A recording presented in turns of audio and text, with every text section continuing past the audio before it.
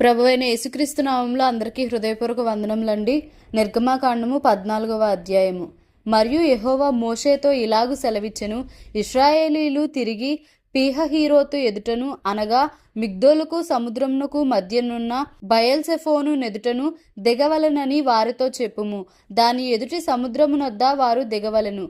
ఫరో ఇశ్రాయేలును గూర్చి, వారు ఈ దేశంలో చిక్కుబడి ఉన్నారు, అరణ్యము వారిని మూసివేసెనని అనుకొనును.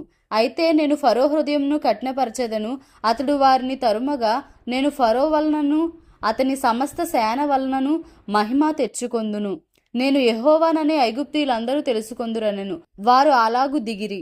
ప్రజలు పారిపోయినట్టు ఐగుప్తు రాజునకు తెలుపబడినప్పుడు ఫరో హృదయమును అతని సేవకుల హృదయమును ప్రజలకు విరోధంగా త్రెప్పబడి, మనమెందుకు ఇలాగూ చేసితిమి, మన సేవలో ఉండకుండా ఇశ్రాయేలీయులను ఎందుకు పోనిచ్చితిమి అని చెప్పుకొనిరి. అంతటా అతడు తన రథమును సిద్ధపరచుకొని తన జనమును తనతో కూడా తీసుకొని పోయెను. మరియు అతడు శ్రేష్టమైన 600 రథములను, ఐగుప్తు రథములన్నిటినీ, వాటిలో ప్రతి దాని మీద అధిపతులను తోడుకొని పోయెను. యెహోవా ఐగుప్తు రాజైన ఫరో హృదయమును కఠినపరపగా అతడు ఇశ్రాయేలీయులను తరిమెను. అట్లు ఇశ్రాయేలీయులు బలిమి చేత బయలు వెళ్ళుచుండిరి. ఐగుప్తీయులు అనగా ఫరో రథముల గుర్రములన్నీయు, అతని గుర్రపు రౌతులు, అతని దండును వారి తరిమి బయల్సెఫోను ఎదుటనున్న పీహహీరోతునకు సమీపమైన సముద్రము దగ్గర వారు దిగియుండగా వారిని కలుసుకొనిరి. ఫరో సమీపించుచుండగా ఇశ్రాయేలీలు కన్నులెత్తి ఐగుప్తీయులు తమ వెనుక వచ్చుట చూచి మిక్కిలి భయపడి యెహోవాకు మొర్రపెట్టిరి. అంతట వారు మోషేతో, ఐగుప్తులో సమాధులు లేవని ఈ అరణ్యంలో చచ్చుటకు మమ్మను రప్పించితివా? మమ్మును ఐగుప్తులో నుండి బయటికి రప్పించి మమ్మును ఇట్లు చేయనేలా? మా జోలికి రావద్దు, ఐగుప్తీయులకు దాసులమగుదమని ఐగుప్తులో మేము నీతో చెప్పిన మాట ఇదే గదా. మేము ఈ అరణ్యమందు చచ్చుట కంటే ఐగుప్తీయులకు దాసుల మగుటయే మేలని చెప్పిరి. అందుకు మోషే, భయపడకుడి, యెహోవా మీకు నేడు కలుగజేయు రక్షణను మీరు ఊరక నిలుచుండి చూడుడి. మీరు నేడు చూచిన ఐగుప్తీయులను ఇక మీదట మరి ఎన్నడూను చూడరు. యెహోవా మీ పక్షంన యుద్ధము చేయును, మీరు ఊరకయే ఉండవలనని ప్రజలతో చెప్పెను. అంతలో యెహోవా మోషేతో, నీవేళ నాకు మొరపెట్టుచున్నావు? సాగిపోవుడి అని ఇశ్రాయేలుతో చెప్పుము. నీవు నీ కర్రను ఎత్తి ఆ సముద్రము వైపు నీ చెయ్యి చాపి దాని పాయలుగా చేయుము. అప్పుడు ఇశ్రాయేలీలు సముద్రము మధ్యను ఆరిన నేల మీద నడిచిపోవుదురు. ఇదిగో నేనే ఐగుప్తుల హృదయములను కఠినపరచుదును, వారు వీరిని తరుముదురు. నేను ఫరో వలనను అతని సమస్త సేన వలనను అతని రథముల వలనను అతని గుర్రపు రౌతుల వలనను నాకు మహిమ తెచ్చుకొందును. నేను ఫరో వలనను అతని రథముల వలనను అతని గుర్రపు రౌతుల వలనను మహిమ తెచ్చుకొనున్నప్పుడు నేను యెహోవానని ఐగుప్తీయులు తెలుసుకొందురనెను. అప్పుడు ఇశ్రాయేలుల ఎదుట సమూహమునకు ముందుగా నడిచిన దేవదూత వారి వెనుకకు పోయి వారిని వెంబడించెను. ఆ మేఘస్తంభము వారి ఎదుట నుండి పారిపోయి వారి వెనుక నిలిచెను. అది ఐగుప్తీయుల సేనకు ఇశ్రాయేళ్ల సేనకు నడుమ ప్రవేశించెను. అది మేఘము గనుక వారికి చీకటి కలిగెను గాని రాత్రి అది వీరికి వెలుగిచ్చెను గనుక ఆ రాత్రి అంతయు ఐగుప్తీయుల సేన ఇశ్రాయేలును సమీపించలేదు. మోషే సముద్రము వైపు తన చెయ్యి చాపగా యెహోవా ఆ రాత్రి అంతయు బలమైన తూర్పుగాలి చేత సముద్రమును తొలగించి దానిని ఆరిన నేలగా చేసెను. నీళ్లు విభజింపబడగా ఇశ్రాయేలీలు సముద్రము మధ్యను ఆరిన నేల మీద నడిచిపోయిరి. ఆ నీళ్లు వారి కుడి ఎడమ ప్రక్కలను వారికి గోడవలే నుండెను. ఐగుప్తీయులను ఫరో గుర్రములను రథములను రౌతులను వారిని తరిమి సముద్ర మధ్యమున చేరిరి. అయితే వేకువజామున యెహోవా ఆ అగ్ని మేఘమయమైన స్తంభము నుండి ఐగుప్తీయుల దండు వైపు చూచి ఐగుప్తీయుల దండును కలవరపరచి వారి రథచక్రములు ఊడి పడునట్లు చేయగా వారు బహు కష్టపడి తోలుచుండిరి. అప్పుడు ఐగుప్తీయులు ఇశ్రాయేలు ఎదుట నుండి పారిపోదము రండి, యెహోవా వారి పక్షమున మనతో యుద్ధము చేయుచున్నాడని చెప్పుకొనిరి. అంతలో యెహోవా మోషేతో, ఐగుప్తుల మీదకిని వారి రథముల మీదకిని వారి రౌతుల మీదికిని నీళ్లు తిరిగి వచ్చునట్లు సముద్రము మీద నీ చెయ్యి చాపుమనెను. మోషే సముద్రం మీద తన చెయ్యి చాపగా ప్రొద్దు పొడిచినప్పుడు సముద్రము అధిక బలముతో తిరిగి పొర్లెను గనుక ఐగుప్తీయులు అది చూచి వెనుకకు పారిపోయిరి. అప్పుడు యెహోవా సముద్రము మధ్యను ఐగుప్తీయులను నాశము చేసెను. నీళ్లు తిరిగి వచ్చి ఆ రథములను రౌతులను వారి వెనుక సముద్రంలోనికి వచ్చిన ఫరో యొక్క సర్వసేనను కప్పివేసెను. వారిలో ఒక్కడైనను మిగిలి ఉండలేదు. అయితే ఇశ్రాయేలీలు ఆరిన నేలను సముద్రము మధ్యనున్నప్పుడు ఆ నీళ్లు వారి కుడి ఎడమ ప్రక్కలను గోడ వలె నుండెను. ఆ దినమున యెహోవా ఐగుప్తీయుల చేతిలో నుండి ఇశ్రాయేలీలను రక్షించెను. ఇశ్రాయేలీలు చచ్చిన ఐగుప్తీయులను సముద్ర తీరమున చూచిరి. యెహోవా ఐగుప్తీయులకు చేసిన గొప్ప కార్యమును ఇశ్రాయేలు చూచిరి గనుక ఆ ప్రజలు యెహోవాకు భయపడి యెహోవా యందును ఆయన సేవకుడైన మోషే యందును నమ్మికయుంచిరి. నిర్గమకాండము 15వ అధ్యాయము. అప్పుడు మోషేయు ఇశ్రాయేలీయులను యెహోవాను గూర్చి ఈ కీర్తన పాడిరి. యెహోవాను గూర్చి గానము చేసెదను, ఆయన మిగుల అతిశయించి జయించెను. గుర్రమును దాని రౌతును ఆయన సముద్రంలో పడద్రోసెను. యెహోవాయే నా బలము, నా గానము, ఆయన నాకు రక్షణయు ఆయను. ఆయన నా దేవుడు, ఆయనను వర్ణించెదను. ఆయన నా పితరుల దేవుడు, ఆయన మహిమ నుతించెదను. యెహోవా యుద్ధశూరుడు, యెహోవా అని ఆయనకు పేరు. ఆయన ఫరో రథములను అతని సేనను సముద్రంలో పడద్రోసెను. అతని అధిపతులలో శ్రేష్ఠులు ఎర్ర సముద్రంలో మునిగిపోయిరి.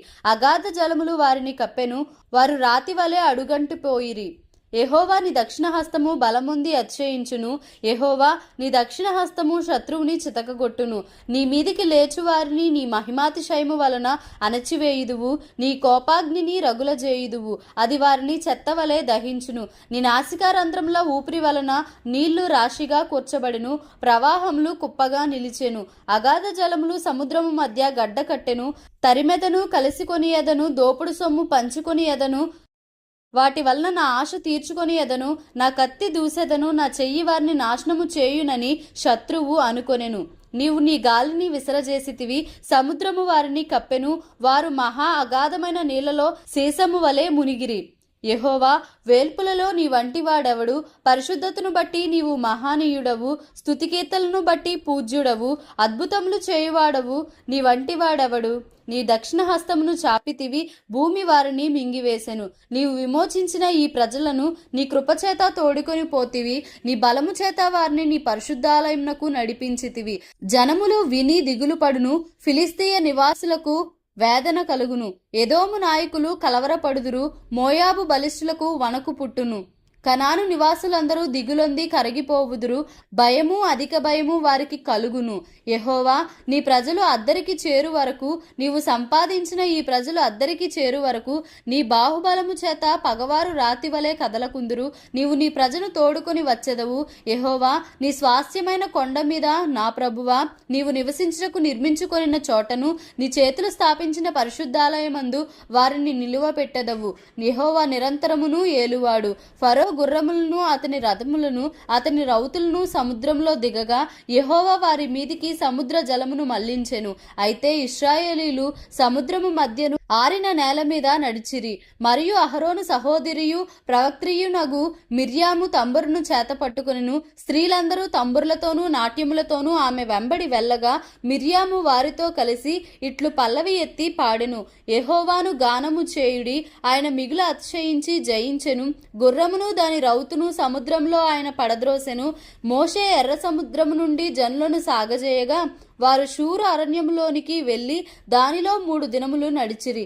అచ్చట వారికి నీళ్లు దొరకలేదు. అంతలో వారు మారాకు చేరిరి. మారా నీళ్లు చేదైనవి గనుక వారు ఆ నీళ్లు త్రాగలేకపోయిరి. అందువలన దానికి మారా అను పేరు కలిగెను. ప్రజలు మేమేమి తాగుదుమని మోషే మీద సనుగు కొనగా అతడు యెహోవాకు మొరపెట్టెను. అంతటా యెహోవా అతనికి ఒక చెట్టును చూపెను. అది ఆ నీళ్లలో వేసిన తరువాత నీళ్లు మధురములాయెను.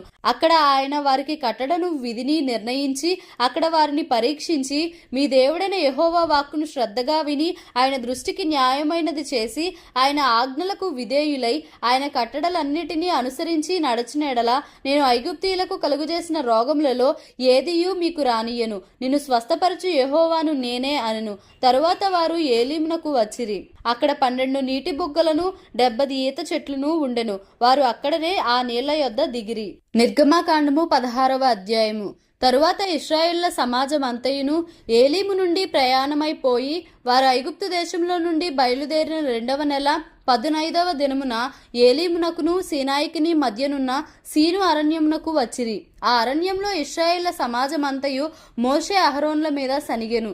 ఇశ్రాయేలీలు మేము మాంసము వండుకొను కుండల యొద్ద కూర్చుండి తృప్తిగా ఆహారము తినునప్పుడు యెహోవా చేతి వలన ఏల చావకపోతిమి, ఈ సర్వ సమాజమును ఆకలి చేత చంపుటకు ఈ అరణ్యంలోనికి మమ్మను అక్కడ నుండి తోడుకొని వచ్చిత్రని వారితో ననగా, యెహోవా మోషేను చూచి, ఇదిగో నేను ఆకాశం నుండి మీ కొరకు ఆహారమును కురిపించెదను, వారు నా ధర్మశాస్త్రమును అనుసరించి నడుతురో లేదో అని నేను వారిని పరీక్షించినట్లు ఈ ప్రజలు వెళ్ళి ఏనాటి బత్తెము ఆనాడే కూర్చుకొనవలెను, మరియు 6వ దినమున వారు తెచ్చుకొన్న దానిని సిద్ధపరచుకొనవలెను, వారు దినదినమున కూర్చుకొను దానికంటే అది రెండంతలై ఉండవలెనను. అప్పుడు మోషే అహరోనులు ఇశ్రాయేలు అందరితో, యెహోవా ఐగుప్తు దేశంలో నుండి మిమ్మును బయటికి రప్పించెనని సాయంకాలమందు మీకు తెలియబడును. యెహోవా మీద మీరు సనిగిన సనుగులను ఆయన వినుచున్నాడు.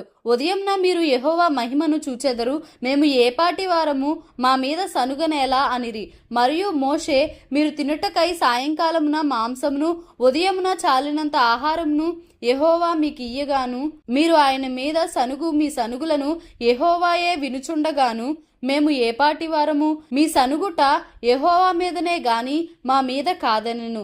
అంతటా మోషే అహరోనుతో, యెహోవా సన్నిధికి సమీపించుడి, ఆయన మీ సనుగులను వినెనని నీవు ఇశ్రాయేళ్ల సర్వ సమాజముతో చెప్పుమనెను.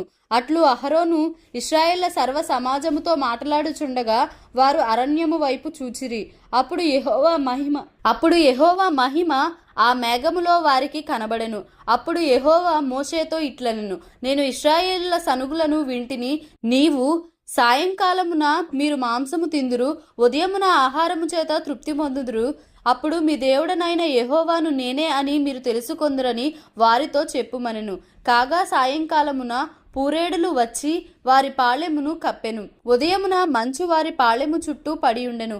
పడిన ఆ మంచు ఎగిరిపోయిన తరువాత నూగు మంచు వలె సన్నని కణములు అరణ్యపు భూమి మీద కనబడెను. ఇశ్రాయేలీలు దాన్ని చూచినప్పుడు అది ఏమైనది తెలియక ఇదేమి అని ఒకరితో ఒకరు చెప్పుకొనిరి. మోషే, ఇది తినుటకు యెహోవా మీకిచ్చిన ఆహారము. యెహోవా ఆజ్ఞాపించినదేమనగా, ప్రతివాడును తన వారి భోజనమునకు ప్రతివాడు తన కుటుంబంలోని తలకు ఒక్కొక్క ఓమెరు చొప్పున దాన్ని కూర్చుకొనవలెను, ఒక్కొక్కడు తన గుడారంలో నున్న వారి కొరకు కూర్చుకొనవలెనెను. ఇశ్రాయేలీలు అట్లు చేయగా కొందరు హెచ్చుగాను కొందరు తక్కువగాను కూర్చుకొనిరి. వారు ఓమెరితో కొలిచినప్పుడు హెచ్చుగా కూర్చుకొనిన వానికి ఎక్కువగా మిగులలేదు, తక్కువగా కూర్చుకొనిన వానికి తక్కువ కాలేదు. వారు తమ తమ ఇంటి వారి భోజనమునకు సరిగా కూర్చుకొని ఉండిరి. మరియు మోషే, దీనిలో ఏమీయూ ఉదయము వరకు ఎవరునూ మిగుల్చుకొనకూడదని వారితో చెప్పెను. అయితే వారు మోషే మాట వినక కొందరు ఉదయము వరకు దానిలో కొంచెము మిగుల్చుకొనగా అది పురుగు పట్టి కంపు కొట్టెను. మోషే వారి మీద కోపపడగా వారు అనుదినము ఉదయమున ఒక్కొక్కడు తన ఇంటి వారి భోజనమునకు తగినట్టుగా కూర్చుకొనిరి. ఎండ వేడిమికి అది కరిగెను. 6వ దినమున వారు ఒక్కొక్కనికి 2 ఓమెరుల చొప్పున 2 ఆహారము కూర్చుకొనినప్పుడు సమాజం యొక్క అధికారులందరూ వచ్చి అది మోషేకు తెలిపిరి. అందుకు అతడు, యెహోవా చెప్పిన మాట ఇది, రేపు విశ్రాంతి దినము, అది యెహోవాకు పరిశుద్ధమైన విశ్రాంతి దినము. మీరు కాల్చుకొనవలసినది కాల్చుకొనుడి, మీరు వండుకొనవలసినది వండుకొనుడి, ఉదయము వరకు మిగిలినదంతయు మీ కొరకు ఉంచుకొనుడని వారితో చెప్పెను. మోషే ఆజ్ఞాపించినట్లు వారు ఉదయము వరకు దాన్ని ఉంచుకొనిరి. అది కంపు కొట్టలేదు, దానికి పురుగు పట్టలేదు. మోషే, నేడు దాని తినుడి, నేటి దినము యెహోవాకు విశ్రాంతి దినము, నేడు అది బయట దొరకదు. 6 దినములు దాని కూర్చుకొనవలెను, విశ్రాంతి దినమున అనగా 7వ దినమున అది దొరకదనెను. అట్లు జరిగెను. ప్రజలలో కొందరు 7వ దినమున దాని కూర్చుకొన వెళ్ళగా వారికి ఏమీ దొరకకపోయెను. అందుకు యెహోవా మోషేతో ఇట్లనెను, మీరు ఎన్నాళ్ళ వరకు నా ఆజ్ఞలను నా ధర్మశాస్త్రమును అనుసరించి నడువనొల్లరు? చూడుడి, నిశ్చయముగా యెహోవా ఈ విశ్రాంతి దినమును ఆచరించుటకు సెలవిచ్చెను గనుక 6వ దినమున 2 దినముల ఆహారము మీకు అనుగ్రహించుచున్నాడు. ప్రతివాడును తన తన చోట నిలిచి ఉండవలెను. 7వ దినమున ఎవడును తన చోట నుండి బయలు వెళ్ళకూడదనెను. కాబట్టి 7వ దినమున ప్రజలు విశ్రమించిరి. ఇశ్రాయేలీలు దానికి మన్నా అను పేరు పెట్టిరి. అది తెల్లని కొత్తిమీర గింజ వలె నుండెను, దాని రుచి తేనెతో కలిపిన అపూపముల వలె నుండెను. మరియు మోషే ఇట్లనెను, యెహోవా ఆజ్ఞాపించినదేమనగా, నేను ఐగుప్తు దేశం నుండి మిమ్మును బయటికి రప్పించినప్పుడు అరణ్యంలో తినుటకు నేను మీకిచ్చిన ఆహారమును మీ వంశస్థులు చూచునట్లు వారు తమ యొద్ద ఉంచుకొనుటకు దానితో 1 ఓమెరు పట్టు పాత్రను నింపుడనెను. కాబట్టి మోషే అహరోనుతో, నీవు ఒక గిన్నెను తీసుకొని దానిలో ఒక ఓమెరు మన్నాను పోసి మీ వంశస్థులు తమ యొద్ద ఉంచుకొనుటకు యెహోవా సన్నిధిలో దాని ఉంచుమనెను. యెహోవా మోషేకు ఆజ్ఞాపించినట్లు ఉంచబడుటకు సాక్ష్యపు మందసము ఎదుట అహరోను దాన్ని పెట్టెను. ఇశ్రాయేలీలు నివసింపవలసిన దేశమునకు తాము వచ్చు 40 ఏండ్లు మన్నానే తినుచుండిరి. వారు కనాను దేశపు పొలిమేరలు చేరు వరకు మన్నాను తినిరి. ఓమెరు అనగా ఏఫాలో 10వ భాగము. దేవుడు ఈ పరిశుద్ధ వాక్యంను మన వినికిడిలో దీవించి ఆశీర్వదించునుగాక. Amen. Please like, share and subscribe for more videos.